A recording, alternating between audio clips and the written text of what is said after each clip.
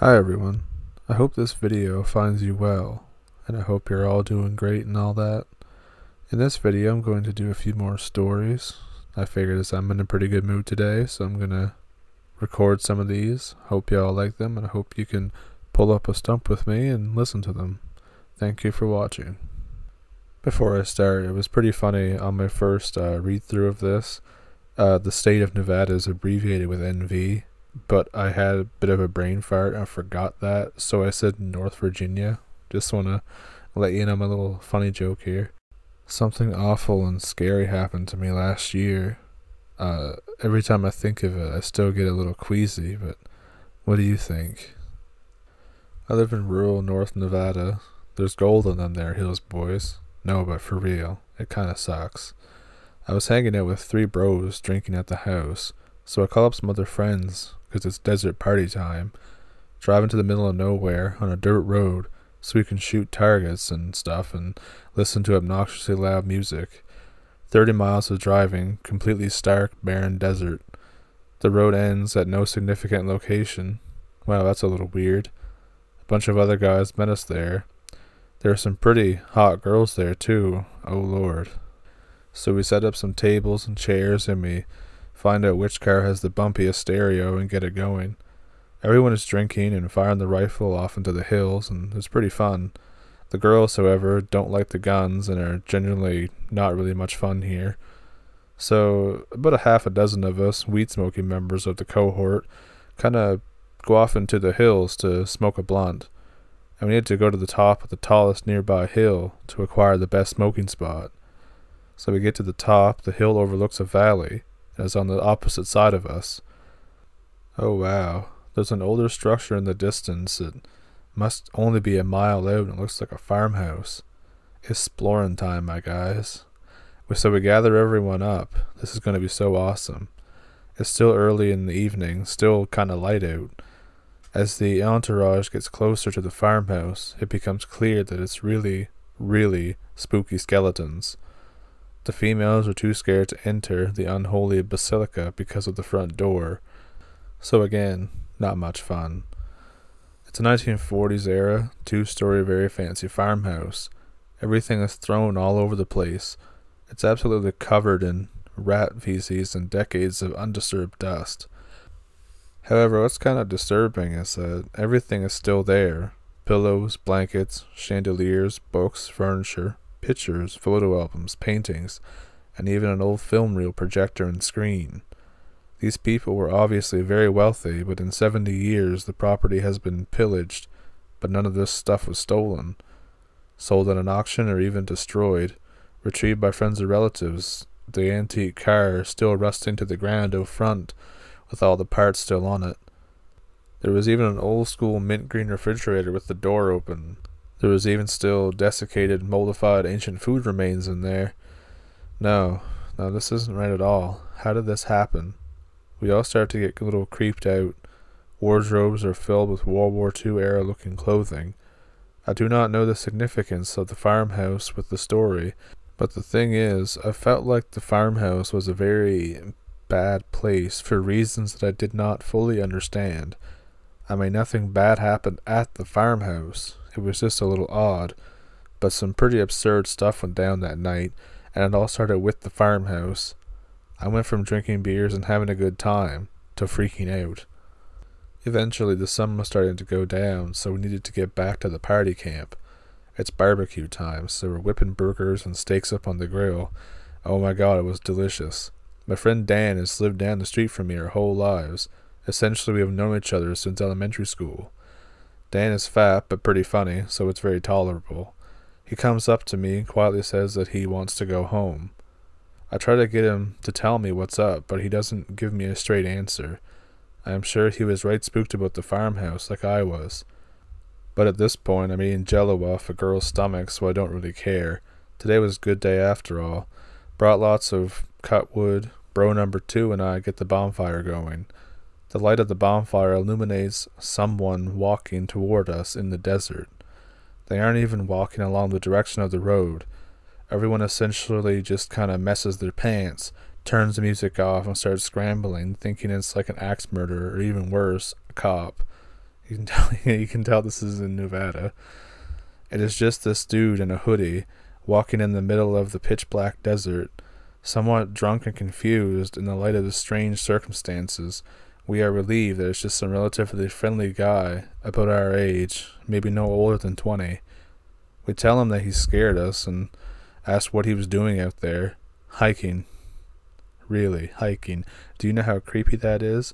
Someone says, referencing the fact that he was walking around randomly in the desert plains in the dark by himself. Yeah, he's the creepster.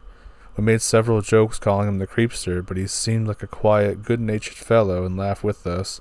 We asked him to hang out with us and get him a beer, and how he had sort of strange mannerisms, like a drug burnout with a scar on his mouth, like he had a cleft lip scar or something.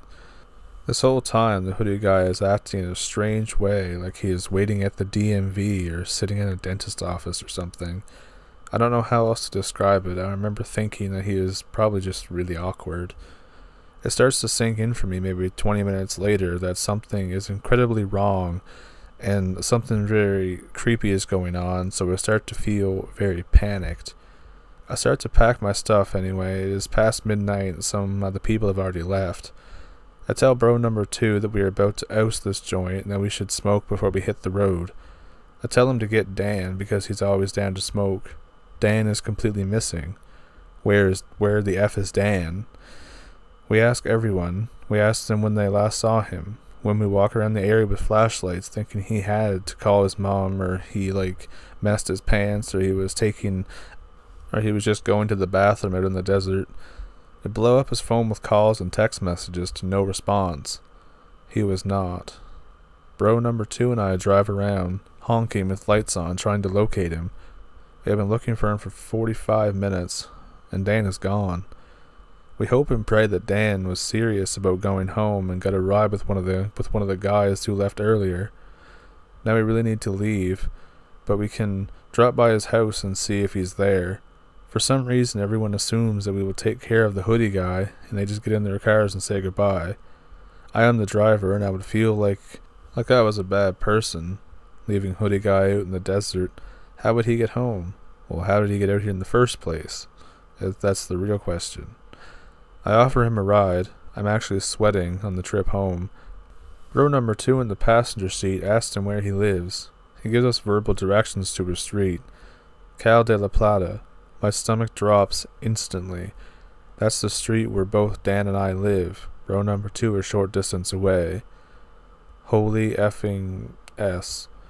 We say nothing. There's no, oh wow, we live there too, or how long have you lived there? The rest of the ride is silent.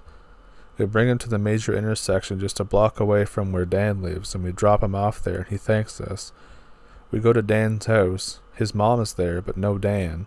Not wanting to worry her, we tell her don't call the cops or anything. He must have gone off to party with some other troop. I called Dan in the morning, and I think it was the most emotional conversations I've ever had in my entire life. I was literally in tears. I don't know why. It wasn't sadness. Dan's story is as follows. He watched us leave the party camp last night. He said goodbye to us. He says that we left abruptly with the hoodie guy.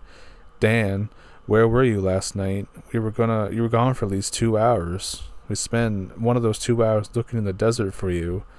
I was there the whole time. No, you weren't. No, you weren't. Did you go to the bathroom for 2 hours somewhere in the desert?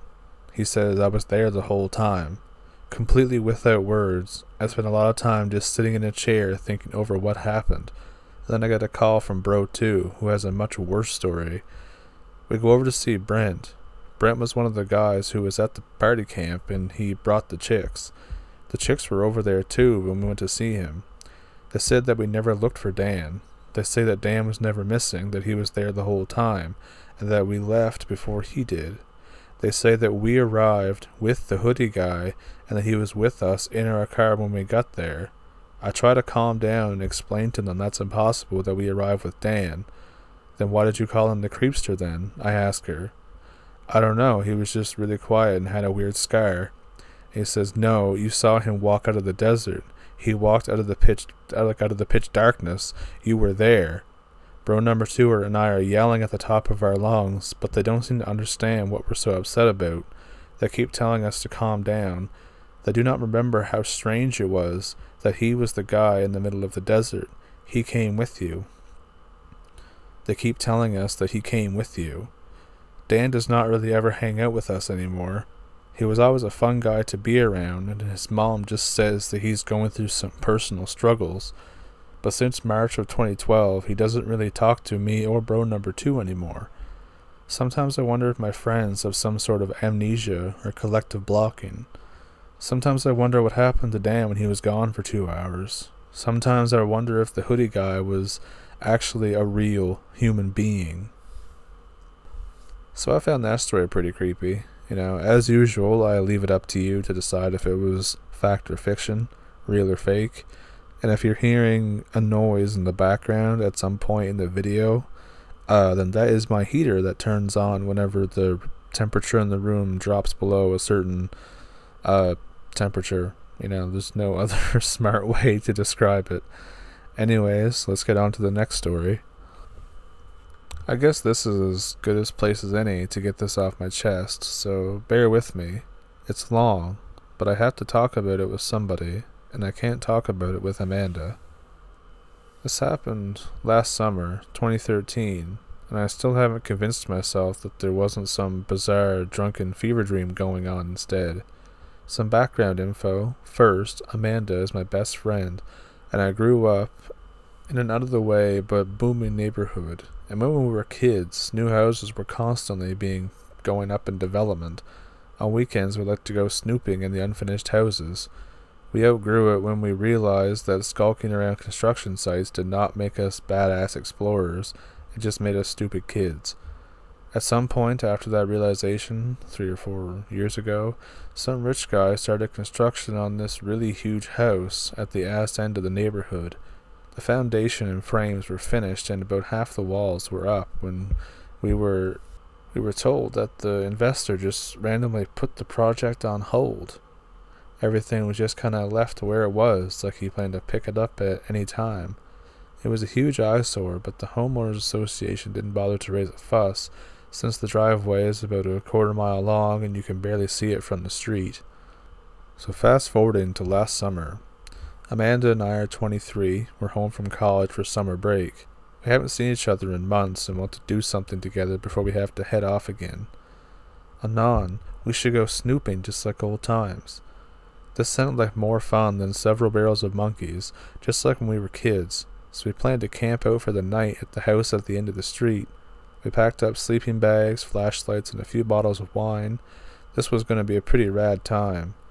It wasn't a long walk from our starting point, which was her parents' house, but it was still farther than we wanted to carry all of our stuff, so we took my car.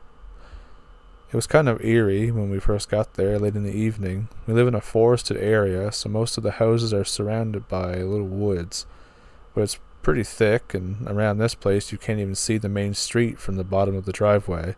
Again, a long driveway. A ton of construction equipment has been left behind too.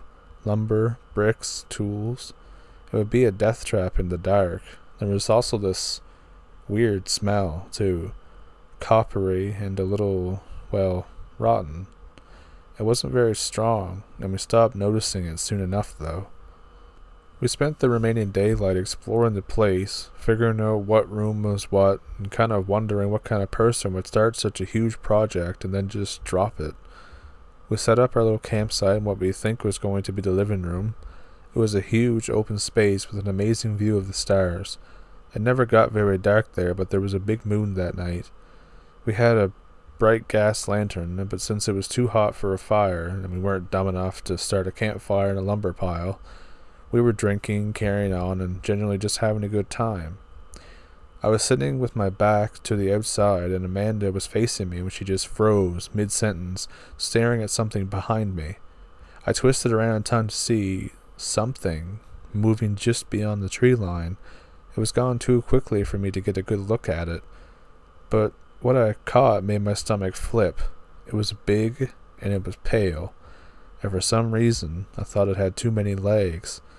I stared for a little while, tense as a spring, but nothing else happened. When I turned back around, Amanda had gone white, and looked like she had lockjaw. "You saw it?" she asked. "Yeah," I said, but I was coming down from the adrenaline spike and rationalized it that it was probably just the neighbor's greyhound. Thing got loose all the time, and we were pretty tipsy anyway, so we just really could have imagined it. Amanda nodded and relaxed a little. We went back to our fun times and pretty much forgotten about it by the time we settled down to go to sleep. I woke up at about 3 o'clock in the morning, desperately needing to go to the bathroom. Amanda's sleeping bag was empty, so I figured she had gone to use the bathroom too. I took my flashlight and found a spot in what would have been the backyard and did my business. Amanda was still nowhere to be seen when I got back, which struck me as weird, but I curled back up in my sleeping bag and didn't think much of it. I didn't fall asleep though. After 10 minutes had passed, I got worried. She was either taking the mother of all shits, or she had tripped and brained herself on the construction equipment. Just in case it was the latter, I got up and went to look for her. Since only half the walls were in place, it didn't take me long to verify that she wasn't in the yard area surrounding the house. I went back to the living room and started calling for her. I wasn't too worried about making noise since we're too far away to disturb any of the neighbors. I kept telling myself that she was just goofing off, trying to freak me out, but it was working. "This isn't funny. Where the F are you?" About that time, I got this creeping feeling that something was very, very wrong. I noticed that weird metallic smell again, and thought it might have gotten stronger. I traded my flashlight for the gas lantern and started slowly searching the house. There were only so many hiding spots in that place. I was only searching for a few minutes, but in that time the smell got at least twice as strong, many times worse. It had undertones of vomit, rotting meat. Between the smell, my missing friend, and my nerves, I was losing my mind and messing my pants. I eventually found Amanda at the opposite end of the house, in the room that we had decided that earlier must be a spare bedroom. She was facing away from me, looking outside. For a second I felt relieved. I had found my friend and she wasn't hurt, but something kept me from entering that room. I stood outside the unfinished doorframe and just watched her for a bit. Her shoulders were back and she was shaking. Only a little bit at first, but then violently, heaving like she was throwing up. But she didn't make a sound. The smell was particularly burning my nostrils, and my animal instincts were going haywire. I couldn't just leave her there, though. I called out to her very softly. She started to turn. No, that's the wrong word. Her body didn't move or twist at all. She just kind of rotated without actually moving, like she was on a spinning platform. That's when some switch flipped off in my head and I booked it. My primal instincts screamed at me to run, and that's exactly what I did. I don't know how I made it back to the car. I only remember thinking, that is not your friend. That is not your friend. I practically threw myself into the driver's seat, locked everything I could, and was fumbling for the keys. I left them on the floor when we arrived, when all of a sudden I saw movement in the house. That thing that looked like Amanda was hauling ass through the construction site, headed right for the car. I froze in pure panic. It slammed itself against the passenger side door and tugged frantically at the handle for a few seconds, then looked me dead in the eye. "Quit effing around. Let me in." Something in me relaxed by about a micrometer. My primal fear was still going wild, but it wasn't over Amanda. Not now, at least. I unlocked the door. She half climbed, half collapsed into the passenger seat, then slammed the door behind her. That's when I noticed her arms. They were bloody to the elbow and she was holding them weird, like she was trying to cradle them against her chest without touching them to anything. I stupidly grabbed her wrist to get a better look. She whimpered in pain, but let me look. The wound. My God, the wound. It still makes me sick to think about it. You know how carrots split when they dry out? That's what it made me think of. On top of each arm, she would have bled out in a minute if they had been on the underside of her arms. I didn't say anything. I just went to crank the car, but something made me pause. The smell was back, stronger and more rancid than ever, and I heard a heavy footsteps on the gravel outside. With the moon out, it was bright enough that we could see around the car, but there was nothing there. everything was still. The footsteps continued, drawing closer and closer until they stopped about a foot in front of my car. Then they started again, moving around the back of the car, coming up to the passenger door, and stopped again. Nothing happened for about 30 seconds. Then something big slammed into the door, rocking the whole car. We were too scared to scream. Quit effing around, let me in. It was a voice, but at the same time, nothing like a voice. I hope you enjoyed my little impersonation there. It was a voice, but at the same time, nothing like a voice. You know how it's always kind of unsettling to hear a voice recording played backwards? Because all the rhythm, inflection, and cadence of the human voice is stripped out. That's what it was like. It didn't say anything else, it just kept circling the car. I don't know how long it lasted. Amanda and I were sitting paralyzed in the car while that thing stalked around. I'm afraid there isn't much of a climax. The footsteps eventually stopped and the smell faded away, but I couldn't really tell you when. It was dawn when I finally made myself start the car. I took Amanda straight to the hospital. She started crying on the way, but we didn't say anything to each other. When the hospital staff asked us what happened, it was Amanda who answered, and said that she tripped and cut herself on the equipment at the construction site. The doctors stitched her up, and miraculously there wasn't any permanent damage, to her arms at least. We've never talked about what happened that night. Whenever I try to bring it up or ask her what happened, she clams up. If I know one thing about Amanda, it's that there's no way to make her do something that she doesn't want to do. Someone actually finished that house now. A chiropractor and his daughters live there. My parents went to their housewarming party, but they couldn't get me to go, for love or money. So I had that story saved on my hard drive since 2014, or one of my older hard drives. I just never got around to making videos like this until recently. And as usual with these, I'll let you decide if you think it's real or fake, fact or fiction. And we're at 22 minutes and 20 seconds right now, so I think that I'll end the video with a third story that happened to me. And again, this is your choice if you want to believe it. Whatever you think, it doesn't matter to me, but I know that this happened, and that's all that really matters to me. So a couple of years ago, I was walking with an ex-girlfriend of mine. We were walking at night, and where she lived, there was a bridge that was just down the street.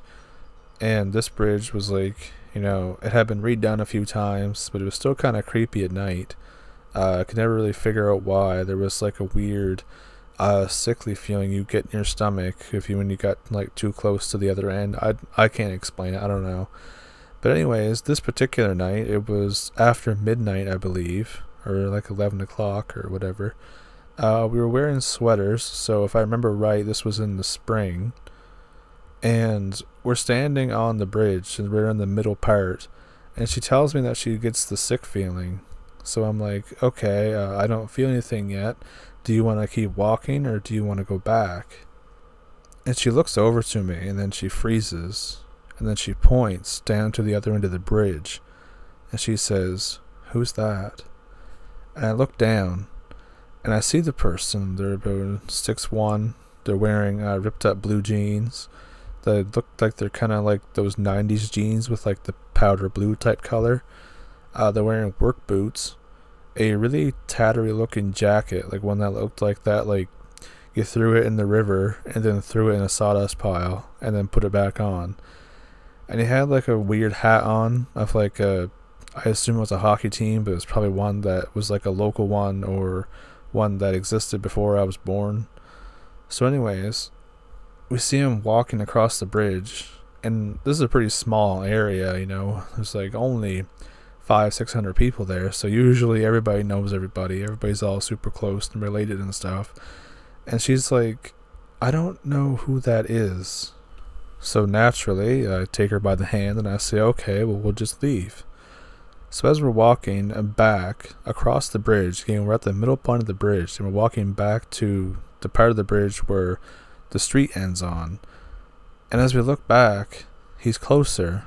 It was like as if he sprinted, and then as soon as we turned around, started walking normally again.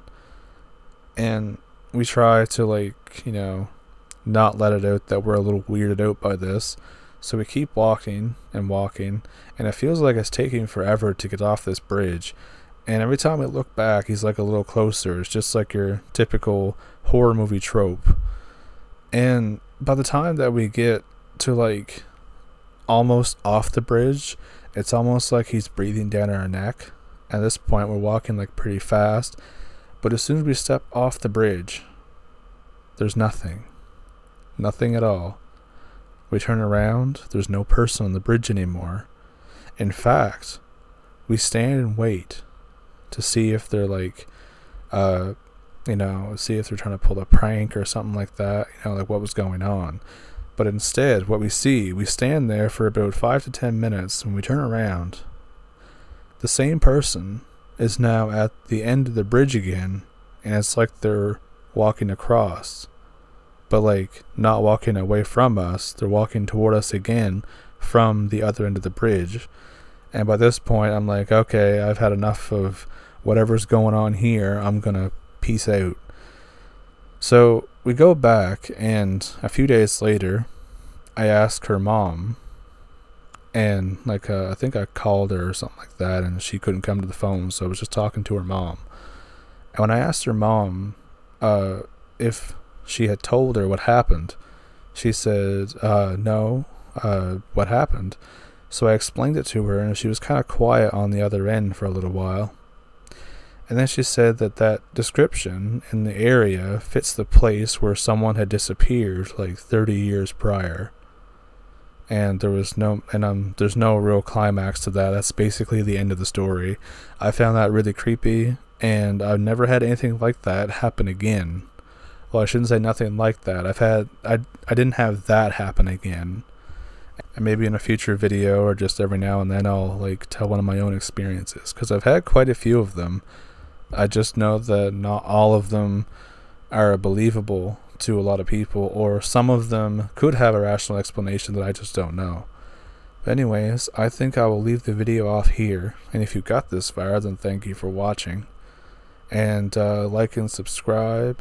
You can donate to my Patreon if you want to. It's up to you. There's no obligation to do so. And I heard a couple people talk about there was too many ads on the videos. I don't know a whole lot about that. I can try and look into it, but I don't really decide what ads get put on videos. So I guess all I can tell you is that if you're on PC, just use an ad blocker. I don't know.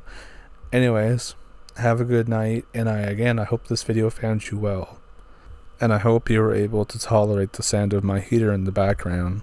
I would just turn it off, but unfortunately I don't like being cold. So, you know, I guess we'll have to compromise there. Anyways, thank you for pulling up a stump with me, and I will see you in the next video.